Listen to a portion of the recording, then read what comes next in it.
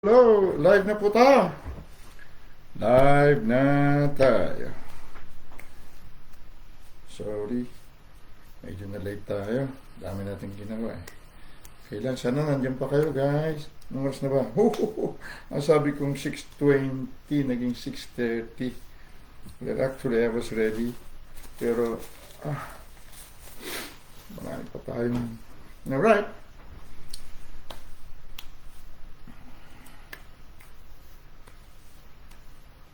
Nandiyan na kayo guys. Nandiyan na kayo. Hello. Naka-live ba ako? Yes, naka-live tayo. Naka-live po tayo. Hello po.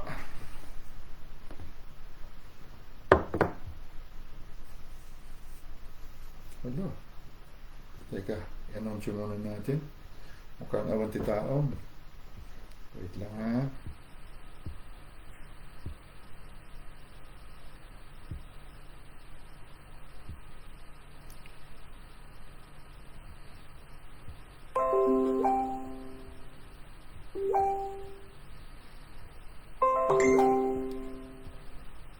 Alright, tingnan natin.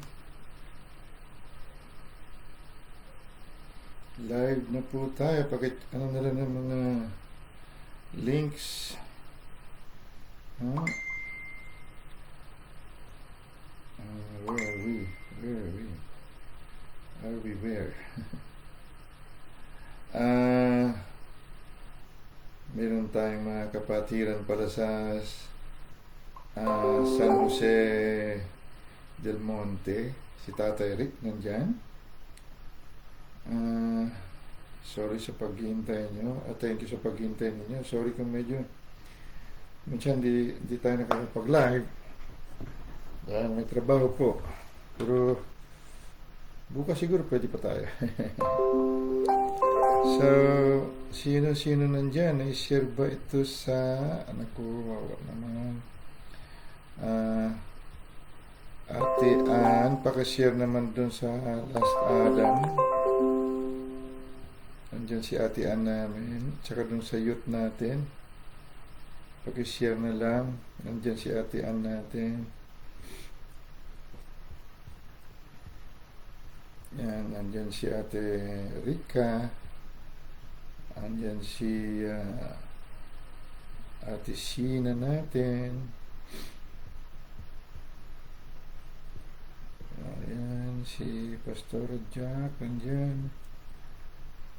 Si birthday pastor nandyan din. Pastor Jing natin. Kuya ninyo, nandiyan ka naman pala. So pakishare mo na lang dun sa group chat natin ha. Yung ating tinuro kahapon actually ay hindi natin natapos actually. So ang atin laging pinupunto dito ay hindi po reliyon o denominasyon, hindi po.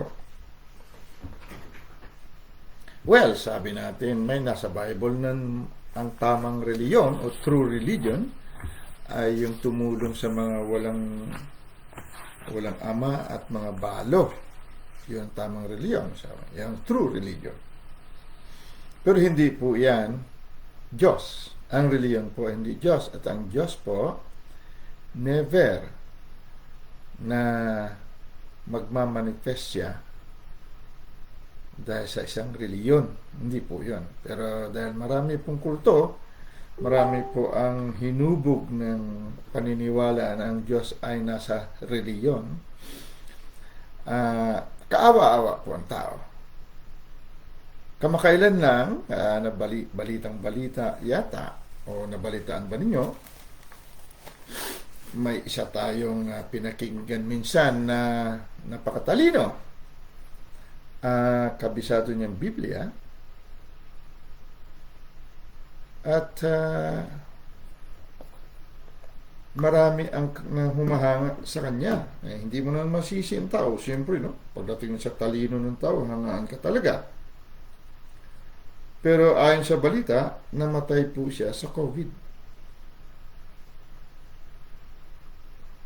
Minsan nadadaanan ko rin siya sa kanyang channel, pero parang wala akong narinig na tinuturo nila kunya na ang tunay na anak ng Diyos ay kinatatakutan ng dyablo.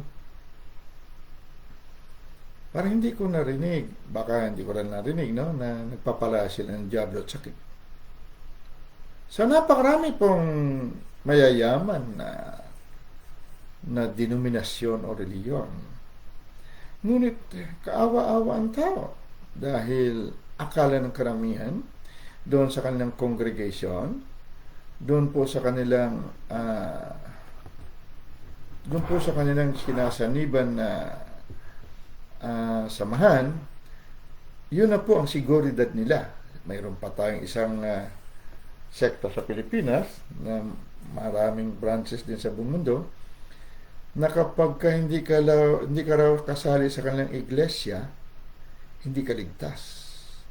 Dahil ang kaligtasan daw lamang ay nasa kanilang iglesia. So, tingnan po natin kung tama sila. Dito naman po sa atin, wala po tayong pinopromote na iglesia or samahan. Dahil ang salitang iglesia po, eklesia, ay katawan ng Diyos. Katawan po ni Kristo mismo ang sinasabing iglesia. Buto at laman niya. Pero hindi pa pwede magkaroon ng buto at laman si Kristo kung ang kanyang katawan sa loob ay hindi Kristo. Ulitin ko po. Sorry kaliligo lang natin. Medyo makati.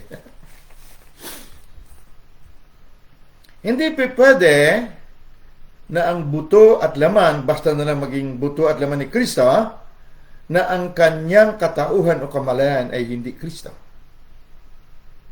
Ulitin ko ulit. Punta tayo sa Efeso 5:30 para alam niyo kung anong ibig sabihin. Efeso. Gusto ko pong mapatunayan natin dito at atin mapagtanto na hindi po sa reliyon natin. Marami pong sinasabi, sinasabi ko, born again ako. Pero maraming sekta na tinatawag nila sarili nila, born again. Pero ang kamalayan nila ay likas na makasalanan. Wala pong born again na likas na makasalanan. Dahil sinasabing born again, ipinanganak po ng Espiritu. At ang Espiritu na ito ay Diyos. So, pwede mo sabihin, pinanganak ako ng Espiritu, pero hindi ka naniniwala ng lahi o pinanggalingan mo ay Diyos. Pwede yon. Panlilin lang yon. Kasi pwede natin sabihin na born again tayo, ipinanganak tayong muli, pero ang pagkakilala natin sa ating sarili ay likas na makasalanan at tao lamang. Kaya po kahit na anong talino natin, anong dami ng ating miyembro, patay po siya sa COVID. Patay po siya sa COVID. Ulitin ko. Normal mamatay sa COVID, di ba? Mamaya patunayan ko sa inyo na hindi normal. Kung ikaw at ako, kaya nga pinag-aaralan natin dito, dahil kanya naman tayo lahat halos pinanggalingan, kung ikaw at ako ay may kamalayan ng Diyos, katauhan ng Diyos, kaisipan ng Diyos, sa Kanya tayo nangabubuhay, sa Kanya tayo nangagsikilos, at sa Kanya tayo may pagkatao. Now, kung siya ang ating pagkatao, dahil tayo lahi ng Diyos, may kakayanan si COVID at ang buo ng dyablo sa iyo, wala. Kaya kanya o hindi? Talk to me.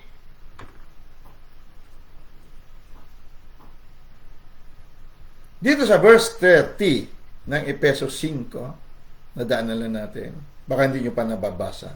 Kasi sa Tagalog, wala. Maaring sa ibang talata, ibang translation ng Tagalog, narito o nariyan.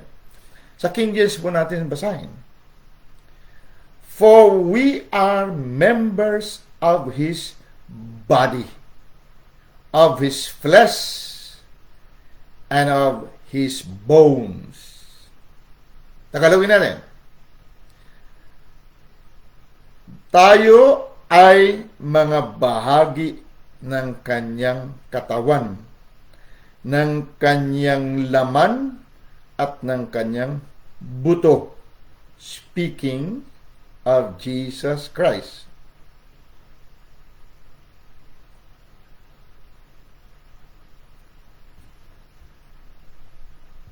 Nabasa niyo pa? Ang problema sa tao, sa reliyon, wala po silang panahon. Wala silang oras. Alamin ang tunay nilang katauhan. Umaasa sila sa kanilang preacher, sa kanilang pastor. So, karamihan sa atin, pag ganyan, lugi po tayo. Dahil mismo yung hinahangaan natin, tinuklaw ng COVID, patay po siya. Ulitin ko po, patay siya. Sabihin mo ba oras na niya? Kinuha na siya ni Lord. Eh di sana kinuha siya ni Lord nung natutulog siya. Sinabi niya, Lord, uwi na ako. O, paalam na ako sa inyo, ha? Uwi na ako sa Lord. Yun pwede yun. Pero tinuklaw ka ni COVID na demonyo. Kinuha ka ni Lord. Ha? Eh sabi ng Lord, sige, demonyo, dadaan ako sa iyo, ha? Ikaw ang aking, masugid na ahente, ha? Dadaan ako sa iyo, ha? Papatay natin yun, ha? Ganun ba, Diyos? So dito sa atin, wala pong reliyon. Walang denominasyon. Walang sekta. Ang tinuturo natin, for the perfecting of the saints. Sa ikasasakdal ng mga banal. Banal. Ulitin ko. Banal. Ibig sabihin, lahi ng Diyos. Dahil Diyos lang ang banal. Pero kahit banal tayo, kung hindi natin alam ang ating karapatan, tutuklawin tayo ng kalamidad. At sasabihin natin, oras na niya. Ano? Nung bumaba si Kristo dito, may buto at laman. Narinig mo ba't nabasa mo na nagkasakit man lang si Kristo? At wala sa oras namatay siya sa sakit. Kung mababasa natin sa aklat ng Juan, hindi po namatay si Kristo kung hindi niya pinakawalan ang kanyang hininga. Sinasabi sa Juan, sabi niya, and he gave up the ghost. Doon siya lumungay-ngay. Hindi mo pwedeng si Kristo po na siyang buhay mo at buhay ko,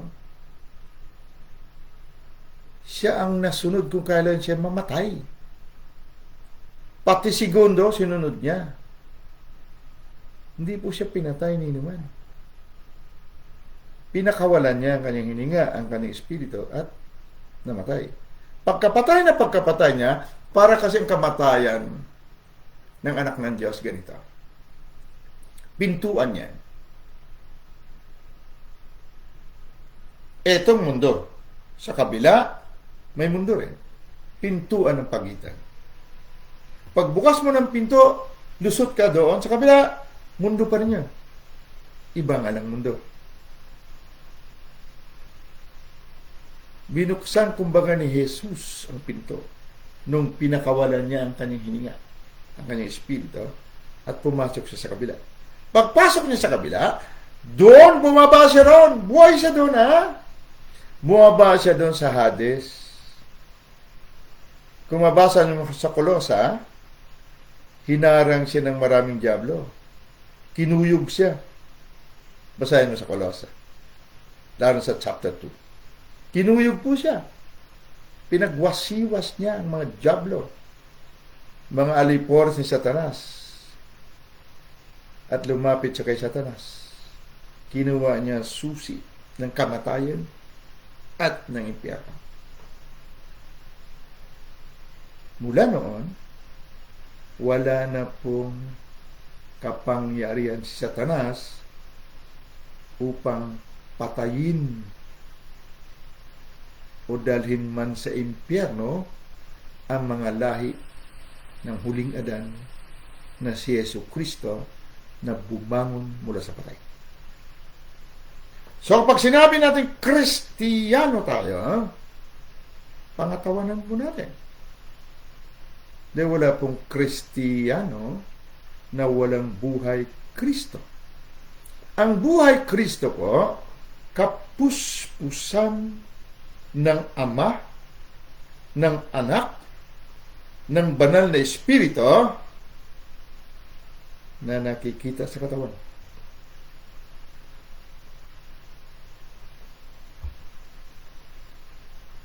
So, susugan natin. Si Ate Jen. Sino-sino kayo dyan, Ate Jen? Marami daw sila. Now, itong ating patuloy na tinuturo ay hindi po basta-basta bukas ay Diyos kagad ang lahat ng nangyayari siya. No. Sana nga, ganun kabilis. Alam niyo kung bakit? Aminin natin. Mula pagkabata, hindi lang tayo hinubog ng reliyon, denominasyon o sekta, kinondisyon tayo ng ating mga ate, kuya, magulang, lola, lolo, na ganito ang tao. Ganito tayo. May lahi tayong ganito, may hika si lolo mo, kaya baka manahin mo. May lahi tayong ganyan. Mahirap lang po tayo, tao lang po tayo, nalikas na makasalanan.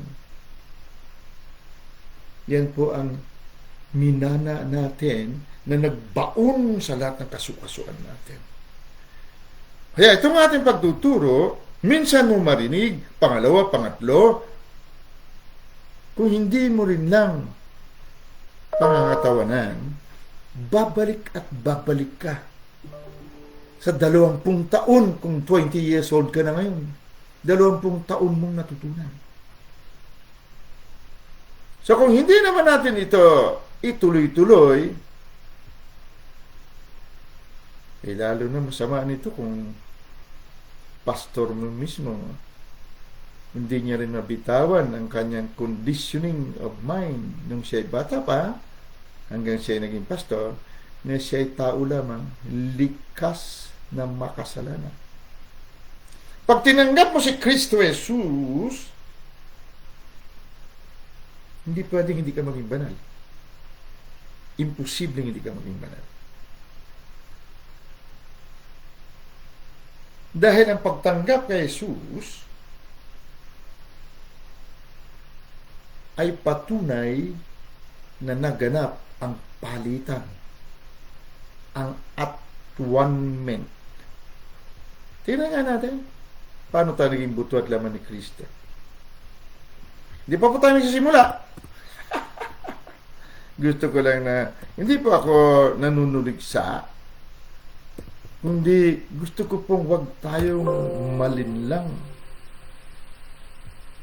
Dahil marami sa atin, araw-gabi nananalangin, masipag manalangin. May journal, kung ano-anong sinusulat, hindi masama. Pero ang panalangin at ang journal natin, nakasang-ayon, nakabaon, nakatatag sa ating reliyon. Tingnan niyo po rito. Romans chapter 5 verse 11. Basahin ko sa King James Version. And not only so, but we also joy in God through our Lord Jesus Christ, by whom we have now received. We have now received. Natanggap na namin. Natanggap na natin.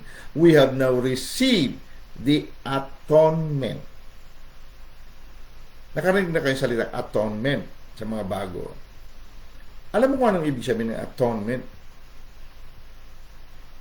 Sa Strong's Dictionary o sa Thayer version?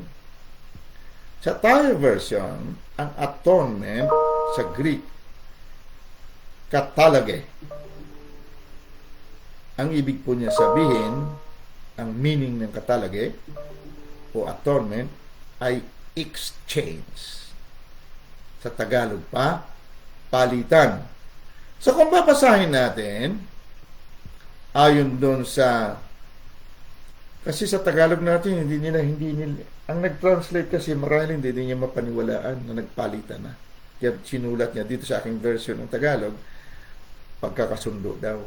No, exchange. So sa King James Version, ganito kung ipasalin natin sa Tagalog, hindi lamang ganon, sabi niya, kundi kami ang nagpapakaligaya sa Diyos sa pamamagitan ng ating Panginoong Hesukristo, na sa pamamagitan niya natanggap na namin o natanggap na natin ang palitan. So anong palitan?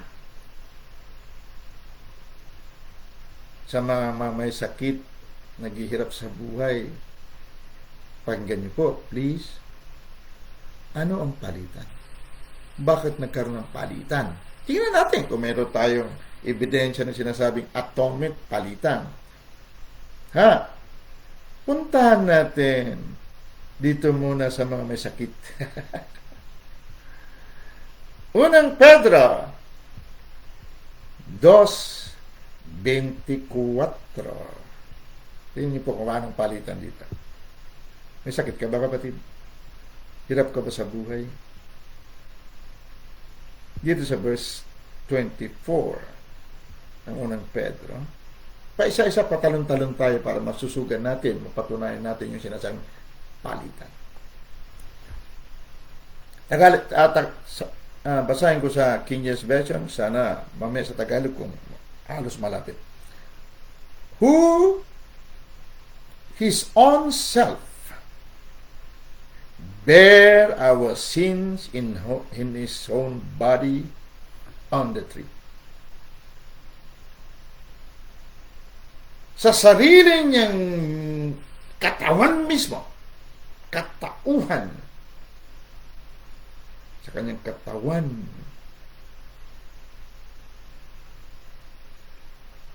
ay kanyang inako, pinasan, pinasok ang ating mga kasalanan.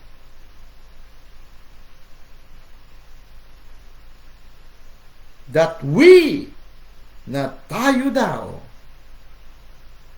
bilang patay na sa kasalanan, dahil ang sinasabi dito nung nasa kursi Jesus, doon sa pagkamatay niya, pagkapako niya, dala-dala niyang kasalanan mo. Ibig sabihin ng kasalanan, yung mga kasalanan na ito, no, nagbubunga ito ng kamatayan. So ngayon, sabi niya tayo patay na sa kasalanan. Bakit? Namatay na siya para sa iyo at sa akin. Paano masabing namatay na siya para sa iyo at sa akin? Basahin natin, ha? That we being dead to sin should live unto righteousness.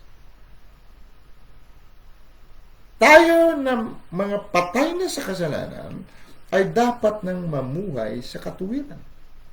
Diyos lang ang matuwid, walang iba. Ibig sabihin, ang ating paging tao lamang na likas na makasalanan, kinuha ni Jesus sa krus at pinagpalit niya ng kanyang paging Diyos. o righteousness. Kaya sabi niya, by whose stripes ye were healed. Ito ang unang hakbang. Sa pamagitan ng kanyang mga latay, dahil ang lahat ng sakit pati COVID, kasama po sa kasalanan na inangkin ni Jesus. At nakasugat-sugat ang kanyang katawan, para yon ang ebidensya na lahat ng sakit inangkin niya, kaya ikaw daw nakapalitan niya, mamuhay dapat sa katuwiran o maging kamalayan natin na tayo matuwid o righteous, dahil daw dyan mapapatunayan na sa pamamagitan ng mga latay niya, sugat niya sa katawan, pinagaling ka na. Hindi ka pagagalingin. So may palitan. Isa pang ebidensya na tayo nagkaroon ng palitan. Ikalawang Korinto chapter 5. So kung hindi mo angkinin ito, kapatid, binayaran ito ni Kristo. Kinuha niya ikaw, pinatay ka niya sa krus, kasama niya. Hindi pumunta si Kristo dito para ugoy-uguyin ka. Pumunta si Kristo sa mundo. Ang Diyos nagkatawang tao para magkaroon siya ng dugo para patayin tayo. Ulitin ko. Ang Diyos nagkatawang tao para magkaroon siya ng dugo para mamatay siya. Sa pagkamatay niya, lahat ng sumampalataya sa Kanya, pinatay. Pinatay niya kasama niya. So patay ka na. Dahil pag hindi ka namatay, hindi ka mabubuhay sa katuwiran. Pag hindi tayo namatay sa krus kasama ni Jesus, walang palitan. Hindi pwede magpalit. Nabuhay ka pa sa kasalanan. Luma mong katawan, buhay pa. Tapos, sige na, palitan na kita. Pero likas ka pa rin makasalanan, ha? Sige, palitan na kita. Ako na ikaw. Na, hindi pwede yun. Kaya patay ka muna. Para pag bangon niya mula sa patay, kasama ka niya, doon natupad ang palitan. Tingnan mo rito sa verse 21, ikalawang Korinto chapter 5. For he had made him to be sin for us.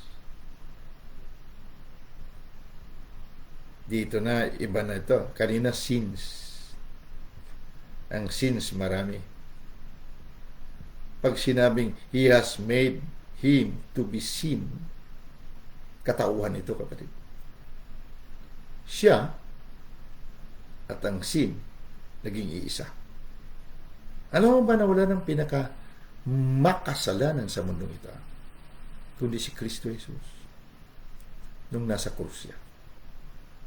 Kaya sumigaw siya sa Diyos. Never niya tinawag ang kanyang ama na Diyos ko. Never. Doon sa krus, tinawag niya. Dahil maging ang araw, dumilim, hindi matingnan si Jesus. Dahil ang lahat ng kasalanan ng sanglibutan nasa kay Jesus. Dahil nun sumigaw siya, hindi niya nabanggit ang Ama, hindi niya nabanggit. Ang sabi niya, Diyos ko, Diyos ko, bakit mo ako pinabayaan? Ibig sabihin ng oras na yun, sobrang sakit. Dahil nasa katawan si Jesus at puno siya ng kasalanan. Daman-daman ni Jesus ang sakit. Dahil banal po, ang mga banal hindi po nakakadama ng sakit. Sa oras na yun, nadama ng Panginoong Jesus ang iba yung sakit. Dahil yung oras na yun, siyang may pinakamaraming kasalanan. Puspus siya ng kasalanan ng sanglibutan. Kaya mga taong makasalanan o may kamalayan na likas na makasalanan, lagi po sila nasasaktan. Huwag mo ko titingnan. Kasama ako dyan. Kaya pinag-aaralan natin. Dahil ang banal, never po nasasaktan. Never. Dahil nang tinanggap ni Jesus doon sa Gethsemane, tumulo ang kanyang dugo at pawis. Bumatak sa lupa, sa garden. Unang tinubos ni Jesus ang garden. Ang iyong garden. Yun ang ebidensya. Ang sabi niya, Ama, sana, kung ako lang masunod, ayoko. Nakita ni Jesus kung gaano katindi, sakit, mahirap ang kanyang dinanas. So sabi ni Jesus, not my will, hindi ang kagustuhan, kundi ang kagustuhan. Doon maunawa na sa oras na yun, tinanggap na ni Jesus ang kasalanan ng sanglibutan. Kaya hinuli siya pagkatapos. Ang banal, kung babasahin mo, so 1 chapter 8 and chapter 10, nung nagagalit sila kay Jesus dahil sinabi ni Jesus na ako at ang Ama ay isa, mababasa mo doon na kinuyog siya ng mga Hudyo. Huhuliin siya para itapon sa bangin. So, nung oras na yun, hindi pa niya tinanggap ang kasalanan ng sanglibutan. Kaya mababasa mo doon, dumaan siya sa gitna nila. Wala nakahawak sa kanyang masama. Wala. Sa banal, wala pong nakakahawak na masama.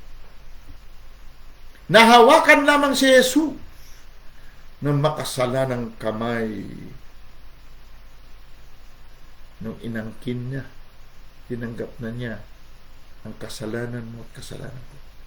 Doon siya tinablan at nahawakan ng masamang kamay. At doon siya nakaramdam ng iba yung sakit. Alam mo ba nang pinako ang sakong ni Jesus? Papako ka sa sakong. Ito, madali ito eh. Kaya ko rin yun. Pero sakong mo nga, pako mo. Tinan mo kung gaano kasarap. Daman-daman ni Jesus ang sakit.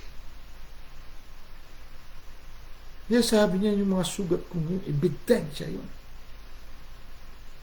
Na lahat ng sakit ninyo, tinangay ko sa katawan ko. Kaya nga nagpalitan na, pinagaling na kayo. So dito sa 5:21, naubos ang panahon natin. Sorry guys. Hinay-hinay ko kasi may mga bago. For he has made him to be sin. Ginawa siyang kasalanan. Para sa atin. For he has made him to be sin for us, who knew no sins, that we might be made the righteousness of God in him. Dito, masisilip mo ang palitan, ang atonement. Nagpalitan, guys. Na Tagalog, basahin natin. Yung hindi nakakilala ng kasalanan ay kanyang inaring may sala dahil sa atin, upang tayo'y maging sa kanya'y katuwiran ng Diyos. Now, punta tayo sa ating teksto.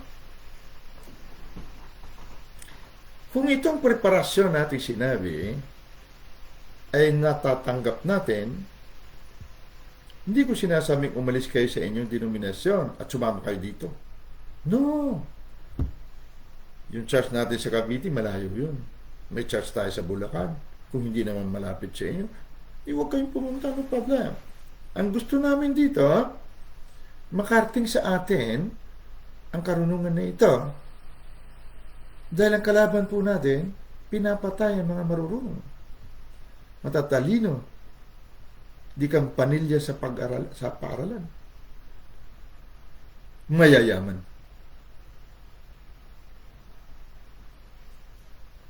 Okay? So, natatanggap mo ba na nagkaroon ng palitan? May pinag-aaralan ka man, wala, no problem. Ang puhunan nandito, maniwala. Only believe. Yun lang ang puhunan. So, punta tayo.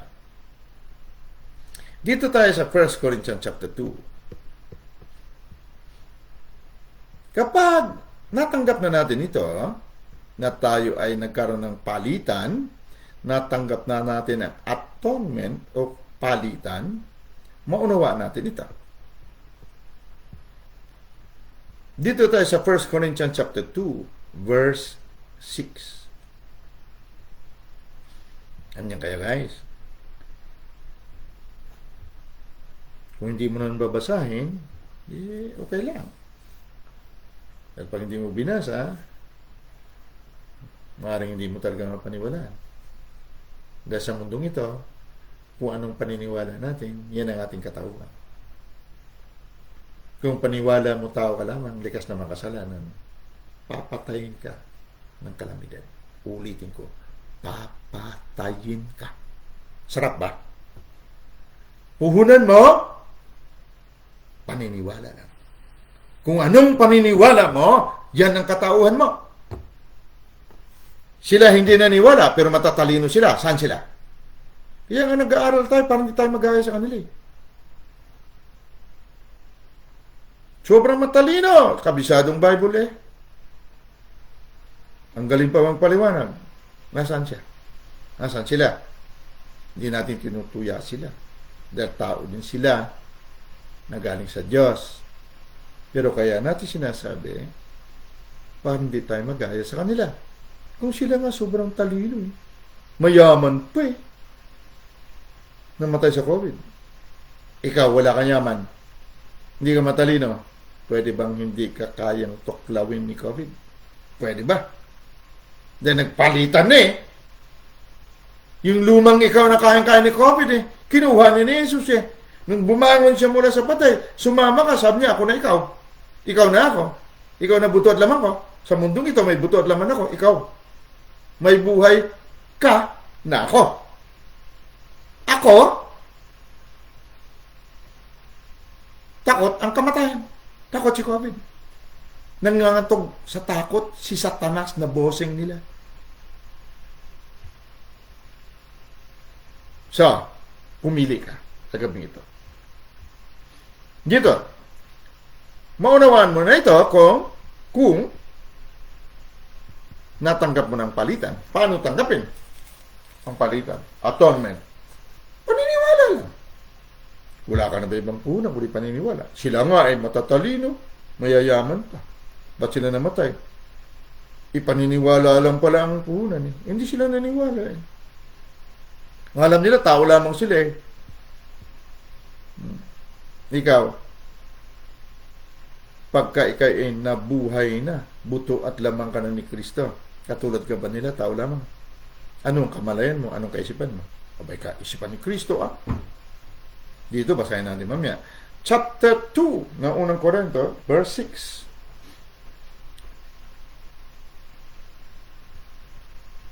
You know. Howbeit, we speak wisdom among them that are perfect. Perfect, guys. Ibig sabihin perfect, mature. Hindi tao lamang.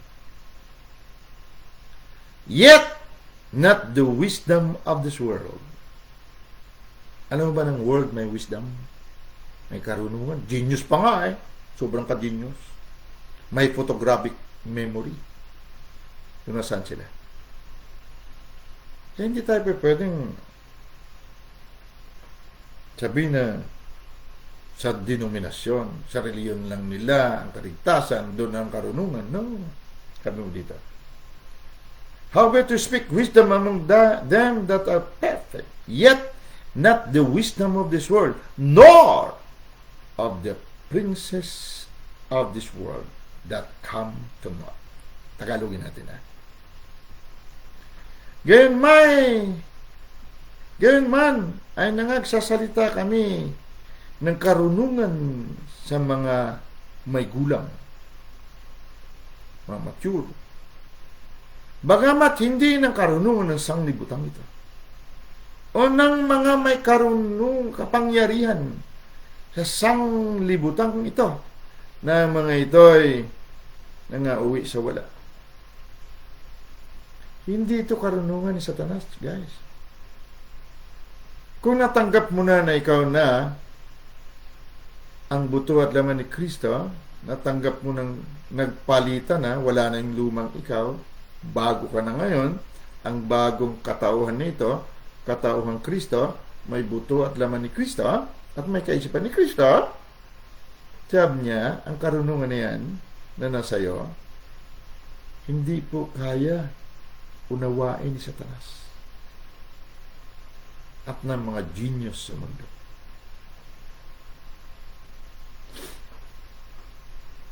Ulitin ko sa Tagalog. Gayon man, ay nangagsasalita kami ng karunungan sa mga may gulang. Ay sabi, Pastor, hindi naman ako pastor eh. Hindi nga problema yun eh. Ang problema mo ay yung makinig, ay yung maniwala. Dahil ang puhunan ng dito, paniniwala. Tingnan mo basahin natin ulit. Sige, punta tayo kung paano palayasin o matakot ang COVID sa'yo. Kahirapan at maging si Satanas na pumatay. Maraming denominasyon, hindi nila mabanggit ang pangalan niya. May kaklase ako, may master's degree. Ganda ng barong namin. Nabitahan ako mag-preach doon sa kanyang church. Tapos, economical siya, economical. Yung lahat ng mga evangelist, yung evangelical, Baptist, Methodist, lahat sila. Kaya sila Methodist.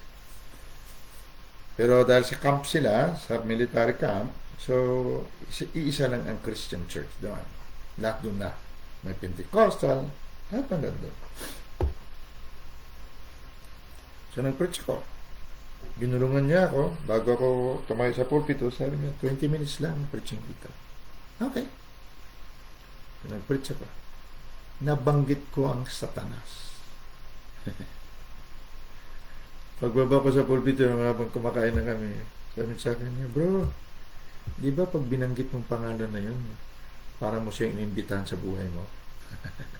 May master's degree, kapatid. Ang aming professor, mga dikampanilyang may PhD na Amerikano. Sabi ko, saan mo nabasa yan? Sa Bible.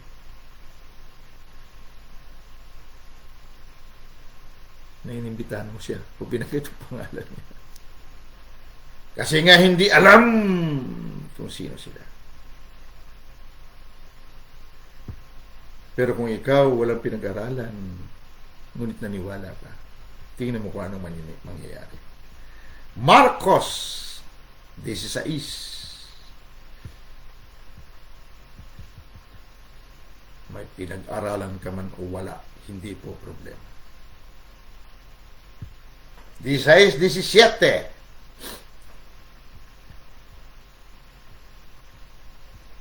Basahin mo kung mayroon sinabi dito, may natapos, may master's degree, may doctorate degree sa Bible School.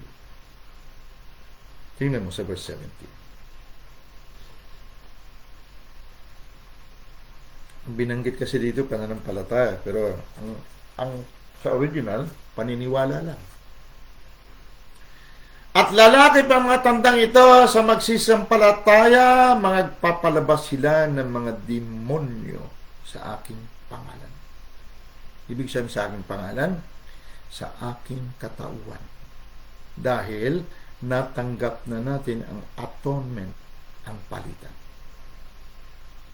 So pag sinabing sa aking pangalan, siya na, ikaw at ikaw na siya.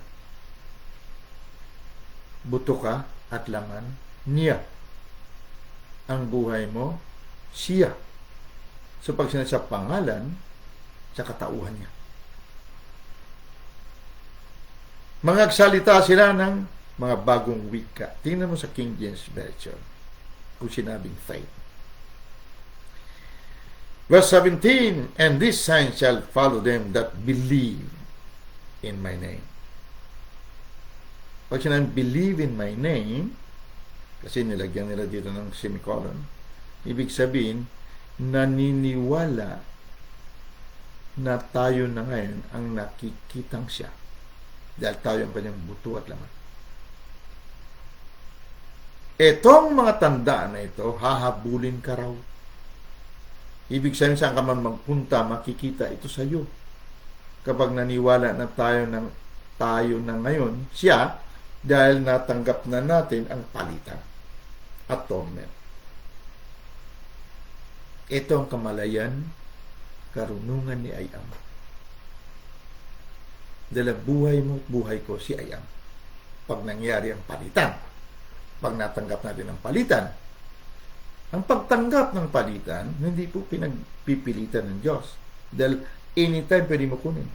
Anytime. Nandyan lang sa lamesa, kunin mo. Paano? Tanggapin mo si Kristo na Panginoon o owner mo. Siya ang ulo, ikaw ang katawan. Yun lang. So sabi niya, and these signs, marami, shall follow them that believe in my name. Shall they cast out devils. They shall speak with new tongues. Ibang pananalita nila. Tingnan mo pananalita ng mga naapektuhan ng kalamidad. Kung nagsasalita sila ng may buhay kami ng Diyos. Ako ang nakikita na buto at laman ng Diyos. Nakapagpalayas kami ng COVID, ng Diablo. Ito, hindi tayo nagsabi, si Kristo mismo. Ito mga tanda na ito ay susunod sa mga naniniwala na sila, ako, at ako sila. In my name, tawag mo. Ano ang puhunan? Naniniwala lang. Hindi mo kaya lang magpakadalubhasa sa Bible School kung wala ka namang panahon. Hindi naman masama ang Bible School kung tamang Bible School. Pero maraming Bible School na ang kanilang denominasyon, ang kanilang reliyon, ang tinuturo. Kaya hindi kanila matawag na pastor. Pag na-ordain ka, labas sa kanilang denominasyon. May kasama ako siyang sorry babanggitin ko. Gusto ko lang madinig ninyo, hindi para tuligsain. May isang Methodist pastor. Niyaya ako pumunta dun sa isang locust housing subdivision. Dahil meron daw doon. Hinahanap ako dahil narinig daw ako. Okay. Tatawag ko sa kanya, pastor. Pero ako, hindi niya ako tinatawag na pastor. Bakit? Hindi ako graduate ng Methodist na school. Ang tinatawag lang ng Baptist na pastor ay graduate sa kanilang Baptist Bible School. So, may karapatan silang hindi katawagin pastor ayon sa kanilang nakagisnan dahil hindi ka naman graduate ng Methodist Bible School. Sila lang ang pastor. So, it's okay. Punta kami doon. So, ako pinaturo niya. At tinuro ko lang John 3:16. Tinanong ko siya. Tama ba, pastor? Hindi siya makasabi oo.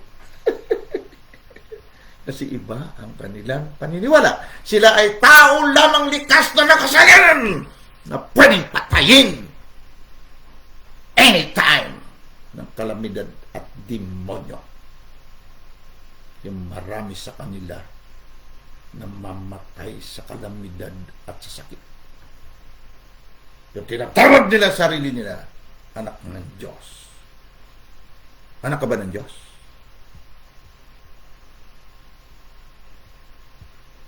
Alam mo ba kung sino tatay mo? Bakit natatakot ka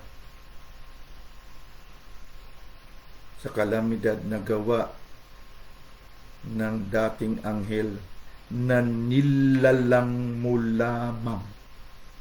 Ulitin ko. si Satanas at lahat ng kanyang mga anghel. Dating anghel ng Diyos.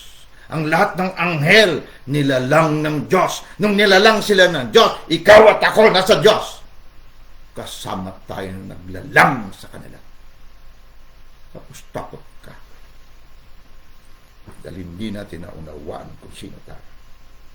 Kasi sabi dito ni Jesus, pag naniwala ka sa kanyang pangalan, natanggap mo ang atonement, ang palitan na ikaw na ngayon nakikitang buto at laman ng Diyos. Ang dati mong katawan, pinatayin sa krus. Sabi niya, palayasin mo ang demonyo na yan. Bakit? Itong mga demonyo na ito, kilala ka nila kapag ikaw ay naniniwala lamang na ikaw na ngayon ang buto at laman ng naglalang sa kanila noon. Ulitin ko. Hindi mo mapalayas ang dyablo kung tingin mo mas makapangyarihan siya sa iyo. Lalo na sakit, hindi mo rin mapalayas. COVID, paano palayasin yun? Yung ngayong dalubhasa o doktor papatay. Pero hindi ito wisdom of the world. Hindi pa ito karunungan ng tao. Karunungan ito ng Diyos. Maging itong Satanas na ito. Hindi niya naunawaan ito. Bakit? Nilalang mo lang siya. Ulitin ko nilalang mo lang si Satanas. Pakita mo, sakit Basahin mong Efeso 1, 3, 4 kung nasaan ka galing bago malalangin sa sanglibutan. Kung kanino ka kaisa. Kung basahin mo sa 2 Corinthians 5, 17 to 18, na ibalik ka na uli sa kung saan ka talaga bago palalangin ang sanglibutan. Iisa sa Diyos. Kung iisa ka sa Diyos at naibalik ka sa dati mong katauhan o katayuan at ang Diyos ang naglalang sa mga anghel, hindi ba kasama ka naglalang ang Diyos ng mga anghel? Ngayon na ibalik ka, miyembro ka uli ng katawan niya. So, anong tingin mo ngayon sa COVID? Anong tingin mo kay Satanas? Makapangyarihan siya sa'yo.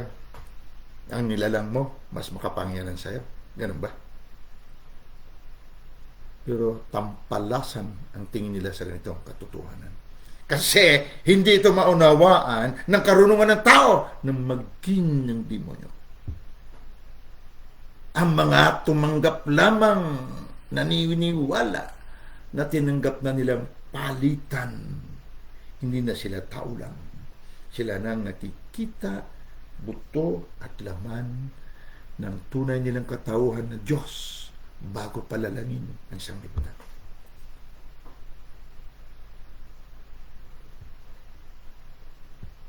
Kina mong sunod. Verse 18. Tagalogin natin. Sila ay magsisihawak ng mga ahas at kung magsiinom sila ng bagay na nakamamatay sa anumang paraan ay hindi makasasama sa kanila. Nadikit ka na sa may COVID, mamamatay ka. Diba? Ito, lason. Ininom mo, di ka maano. Bakit? Hindi ka na nabubuhay sa dugo ng tao lamang. Ang nananalaytay na dugo sa'yo, dugo ng kordero ng Diyos. Dugo mismo ni Jesus. Na banal bago pa siya tumanggap ng kasalanan mo. Yun ang tinanggap mo. Hindi po kinatablan ng anumang virus, ng anumang allergy ang dugo na banal. Kaya hindi ka tatablan. Ano ang puhunan? Maniwala ka lang sa kanyang pangalan. Maniwala lang tayo na natanggap na natin, tayo na ngayon, ang nakikitang palitan. Kapalitan. Ang Diyos, nakatamang tao para kunin niya ikaw na tao lamang at patayin sa krus. Para pag tinanggap mo siya, ang pagiging Diyos niya, ikaw. Kaya sabi niya, palayasin mo ang diablo niyan. Bakit? Nilalang mo lang yan.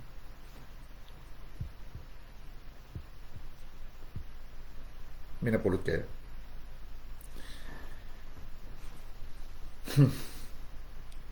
Correct!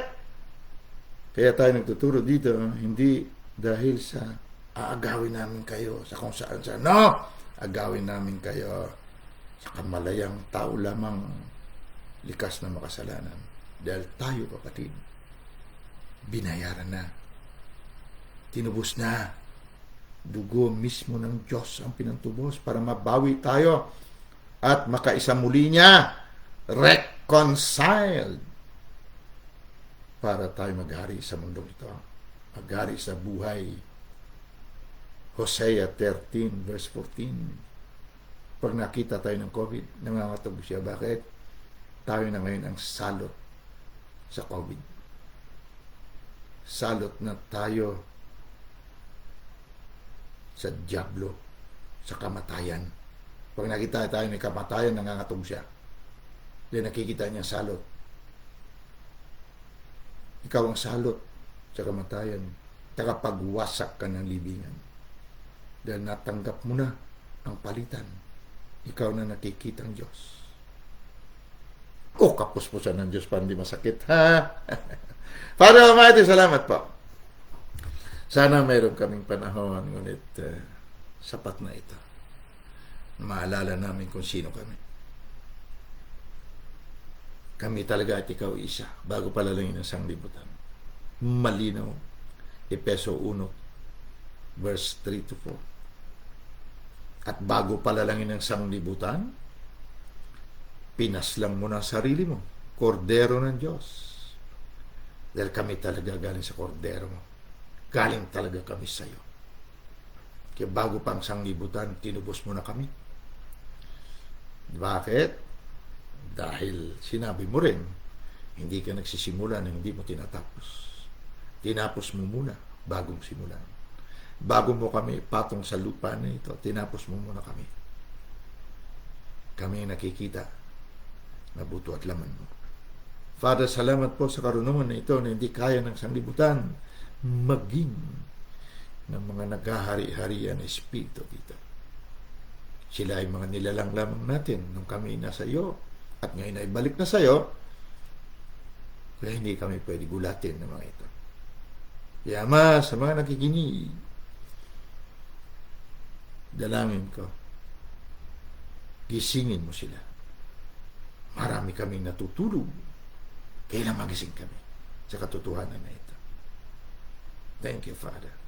Dahil angkin ko na nangyari na ito sa lahat na nakinig, sa lahat na manunood at manunood pa. Dahil sa pangalan ng katauhan namin si Kristo Jesus, dinideklara ko at inaangkin ko ito. Bilang ikaw ang aming buhay at kapuspusan. Salamat, Father, in Jesus' righteous name that we bear. We bless you. We honor you and we give you back the glory and the dominion. Amen. Hallelujah. And just so God, bantayan nyo itong video na ito. Bantayan nyo at yayain nyo mga kaluluwang makinig dito muli. In Jesus' mighty name, I charge you. Amen. Guys, I hope you receive something. Trabaho na tayo madaling araw mamaya. See you. Tandaan mo lang, ikaw na nakikita, nakapalitan. Ikaw na nakikita na buto at laman ng Diyos. Buhay mo, Diyos. Amen? You are blessed.